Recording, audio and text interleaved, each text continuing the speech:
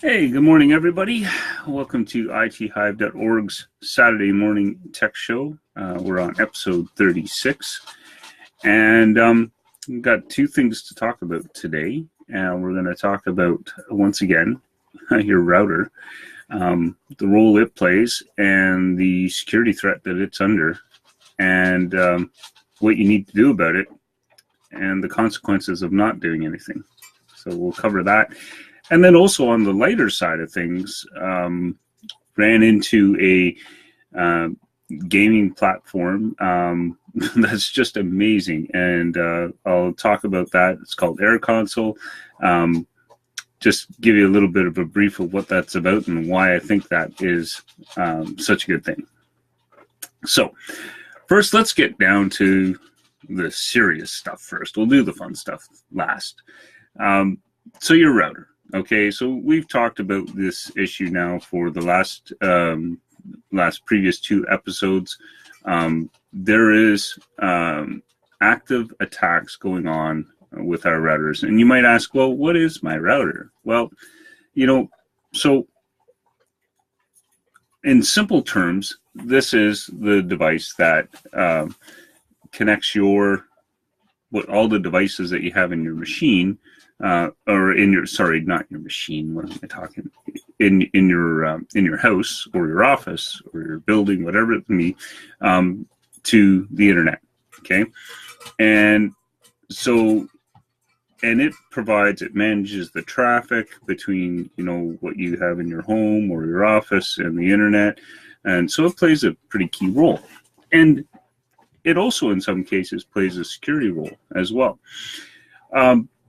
So what's been happening is, a lot of times we buy routers or these devices, right, and we plug them in and they work, right, because that's the way they're designed to work. Nobody secures them, nobody locks them down, nobody updates them, nobody restarts them. This is just what happens. So the FBI this week, the FBI, the Federal Bureau of Investigation from the United States, was advising U.S. citizens to restart their router. And that would seem like a very strange request. I know when I first heard it, I thought, well, this is very strange, right? But there's reasoning to this, and there's a little bit of a backstory and also a gotcha with that strategy as well.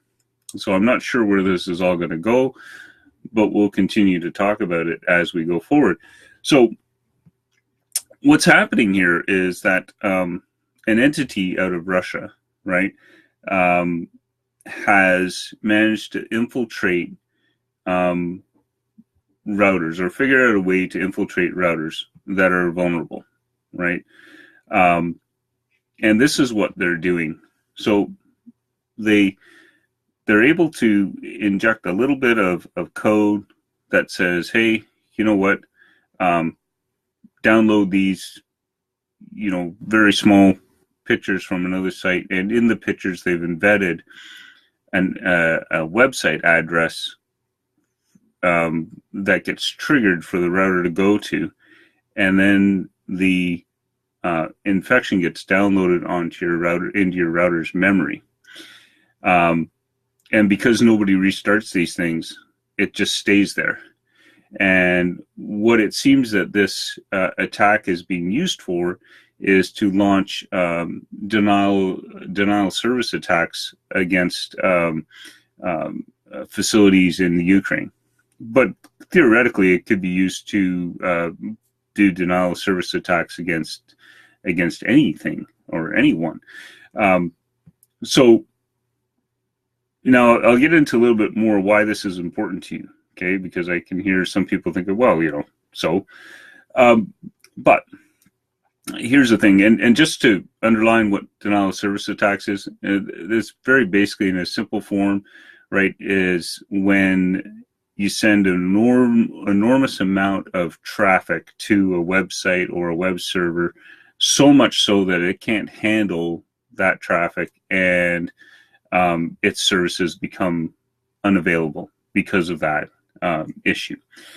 So this is what's happening, and that's what that attack's for. So you might ask, okay, well, why was the FBI asking as U.S. citizens to restart their router, and why isn't, I wonder, why aren't we hearing the same kind of advice in other countries? Because I can't imagine that U.S. U.S. this attack is only happening in the States. I would think that it's likely happening around the world. Anyway, we don't know that right now, and I haven't heard anything on the Canadian side on this front. But the reason they're saying restart is what the FBI has done is they got onto this issue, right? And they subpoenaed a company called VeriSign, which owned the DNS or the address of where this infection was coming from, right? So they took over that website. So that doesn't initially fix the problem, but by restarting your router, the same process will happen again, and the code will go to the website now that is being controlled by the FBI, and the infection doesn't happen, in theory. And the FBI can also get an assessment of how widespread this is, because I don't know really. I'm sure they're tracking it that way. So that's all fine and dandy. That seems like a quick fix, right? However, it's my understanding that what these hackers have done is they've also opened up a backdoor in the router as well, so they could conceivably still have a connection to it and maybe modify the attack so that it happens differently. So I'm thinking and I'm guessing that, we'll restart the router. That's good. That's fine. That fixes it, right? But will this be the end of it? I don't think so. And the real issue that we have here is that most people aren't going to do this, right? They're not going to care, or they're not going to know how to do it, or they're not going to bother, whatever. And here's the thing that we all should be concerned about. Okay, so if you're thinking, well, okay, who cares if my router is being used to denial of service attack or whatever? Well, legally, you could end up in some hot water by you being fingered as somebody performing a denial of service attack on somebody else. So that's one issue. Another issue is, as I talked in the beginning, because your router manages your traffic between your home network and the internet, and also provides some security features, and you have an active attack sitting in your router, theoretically, they could do anything with that. They could reroute your traffic, so you could go to your bank website and they could reroute it to a phony bank website, and you might not even ever know. I can't underline this more, and this would come up all the time. The bad guys are always ahead of the game. They're creating different ways to provide vulnerabilities and attacks and all that stuff, and largely it's us good guys that are catching up, right? Now that changes in some cases, and technology is getting better, but it's always going to be the case, right? So I personally, right, I wouldn't want bad guys on my router, that's for sure, right? And now I use much more high-grade equipment, and it's of course monitored for, like in my case. So I know this isn't the issue for me. There's no way this could happen, right? I'm not using, a router provided by my ISP or something I bought at Best Buy or any of the other stores. I'm using an enterprise equipment that is managed and monitored. So I know I don't have this issue. Now, this is what I recommend people do. And I'm going to start reaching out to my customers and making sure that we touch base on this. Okay. But yes, restart your router. That's a good first start. Secondly, make sure it's up to date. Okay. Thirdly, change any passwords that are on it. So like the administrative passwords that are used to manage or change the settings on the router. Okay. Those things are really what should be happening. And, the FBI has really simplified it by just saying, okay, restart router. And even doing all those things that I suggested, right, might not necessarily get you out of the woods. So one last final step is that most of these devices can be set up to be monitored to some extent. They're all different, and you could expose different kinds of features and stats and whatnot. But I'm a big proponent, and I've talked about this on the show before, that you need human beings in the mix, right, to help protect things and watch over things. Look for trends, look for trouble, right? And that's exactly the service that we offer our customers. So those are the steps that I'll take my customers through, and hopefully we can resolve this issue. Okay, so it's something to be worried about. Now, so we did 11 minutes on that. Now let's talk about something fun. Okay, so recently, a couple of days ago, I ran into it was games night. We do games night once a week in my family, and I'm always looking for interactive technology that allows, very similar to back in the day when you sat down and played a board game, right? Same kind of concept. I love board games, by the way, too. But I was looking for something that, technology would connect us all, and we could play together and have some fun and do something. And I ran into this platform called AirConsole. And you know what?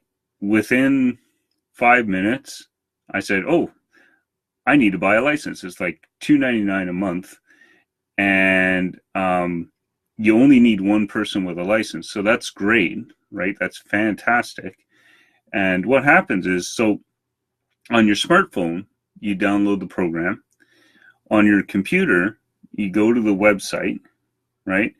And everybody that's in your living room, let's say you're having a party or so, from their smartphones, they enter the code that's on the website that's showing.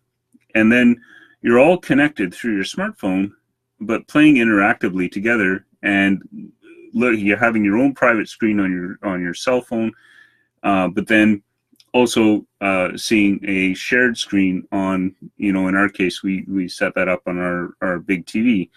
And it's fantastic. I was dying to play, 3 ways with my boys, and they came home last night, and we started playing, and we had so much fun. We were playing till like 4 a.m.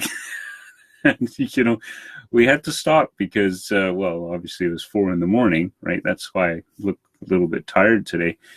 But had such a blast. It was really, really a lot of fun. And so I wanted to make a shout out to that because, $2.99 a month, and the return on that is just amazing. So, a really good example of how, technology can be social, right? And I'm always looking for that because, I find that, smartphones in particular, they're so antisocial, right? Antisocial in the traditional, when you're sitting with people. You're sitting with people and people are looking at their phones and stuff. I just find that so irritating. I've said this before on the show, when you're with people, that's what you should be doing. Be with people, right? Anything you can do on your phone, you can do that later. Right. But I really love the way they designed AirConsole and how that works. I just amazed by that, and really, really thanks. And, I think that our game that we were playing last night that we stopped at 4 a.m, we left it running on the computer. So hopefully it's still up and running because we need to find out who's going to win. So right after this video, I'm getting back there, and we're going to see, when this game's going to end, because we didn't know. That's why, played till 4 in the morning. We didn't know what the end was. So anyway, hope you guys had a good week, and I hope you'll have a good week moving forward. Have somebody look at your router, hopefully and preferably a professional, not Uncle Bob. The big difference, and one of the things that my customers benefit from is that us professionals, we do this for a living, right? And we see these issues and we fix these problems for other people all the time. So we have that experience and we bring that to the table when we're helping you, okay? And that's really important. Your Uncle Bob, he's got limited experience, right? If he doesn't do this for a living, okay? And can be dangerous. So, till next week, have a good one. Be safe. And have somebody look at your router, okay? And download AirConsole, because that's a blast, especially if you have teenagers, okay? All right. See you, and we'll talk later. Bye.